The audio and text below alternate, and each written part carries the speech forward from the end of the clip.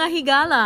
It's election day in my homeland, Philippines. As of this broadcast, I know results are coming in from the national down to the local offices. Sana ay ang resulta nito para sa kabutihan nating lahat.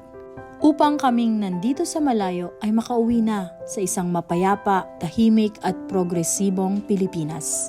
Mas masarap pa rin po ang mamuhay ng payapa dyan sa ating bayan. Gaano man kasarap ang pagkain sa abroad, sistema ng buhay at maluluhong bagay, iba pa rin ang tawanan ng pamilya na nagkakaisa at nagsasama-sama. Kaya't sana'y tapusin na natin lahat ng mga kaguluhan, karahasan at anumang nangyari sa panahon ng eleksyon. Iwanan natin tong lahat sa araw na to.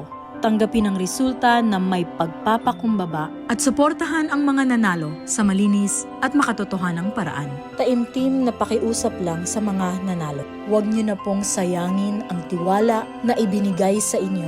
Ito na po ang huling pagkakataon upang magkaroon tayo ng isang tunay at makatotohanang pagbabago.